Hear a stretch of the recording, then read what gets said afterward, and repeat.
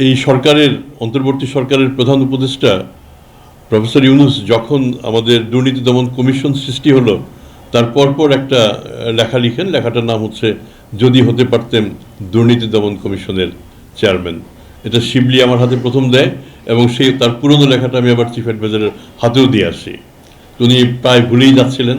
তাই আমি স্যারকে বলি, স্যার আপনার তার সেখানে তার শুরুটাই ছিল এরকম, যখন দুর্নীতি দমন কমিশন প্রতিষ্ঠিত হলো সুলতান হোসেন খানকে করা হলো তার প্রথম চেয়ারম্যান। আহা, এরকম একটি ভালো কাজ যদি আমি পেতাম, আমি তার সৌভাগ্যকে ঈর্ষা করি। তা আমার ধারণা প্রফেসর ইউনূস আমার সৌভাগ্যকে ঈর্ষা করবেন। কিন্তু আমিও তো প্রধান উপদেষ্টাকে ঈর্ষা করতে পারি, কিন্তু দেখলাম যে প্রধান উপদেষ্টার পদে একটা না, বাংলাদেশের 2টা পদ আছে। তো তখন দেখলাম যে না, আমার ঈর্ষা করার কারণ নাই। Thank you very much.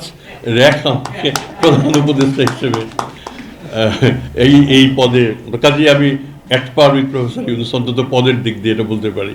অনেক ধন্যবাদ, অনেক কৃতজ্ঞতা। র্যাক এবং দুর্নীতি দমন কমিশন, আমি অন্তত এই গত 1 বছরে যেটুকু বুঝেছি, হাত ধরাধরি করে এগোচ্ছে।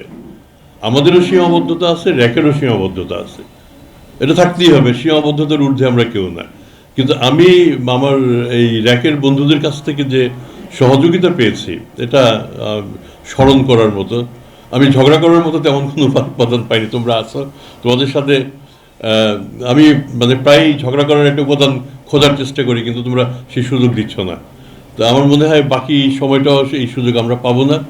আমি সবচেয়ে বেশি কৃতজ্ঞতা প্রকাশ করি যারা র্যাকের শুরু থেকে এই প্রতিষ্ঠানটাকে দাঁড় করিয়েছেন এবং ক্রমাগত এই বছরের পর বছর এগিয়ে দিয়ে যাচ্ছেন।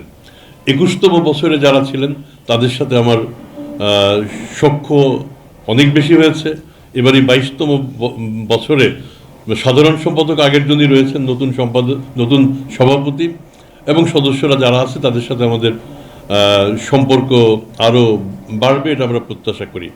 এই বছরটা 2026 আমাদের এ দেশের জন্য বিশেষভাবে স্মরণীয় হয়ে থাকবে। একটি বিশাল পরিবর্তনের পর এই সময়ে একটি গণতান্ত্রিক উত্তরণ হবে বলে আমরা প্রত্যাশা করি এবং এই প্রত্যাশায় মধ্যে বাস্তবায়নের দূরবর্তী শরিকদারদের আমরাও একজন, আর আমাদের সাংবাদিক ভাইরা তো প্রত্যক্ষ যারা কন্ট্রিবিউট করে থাকবেন তাদের অন্যতম। তাদের প্রচেষ্টা, আমাদের প্রচেষ্টা এবং সব মিলিয়ে আমাদের সবার রাষ্ট্রের জন্য যে শুভকামনা, সেখান থেকে আমরা প্রত্যাশা করতে পারি এই দেশে সুশাসন প্রতিষ্ঠা হবে এবং ভালো শাসক আমাদের শাসন করবেন।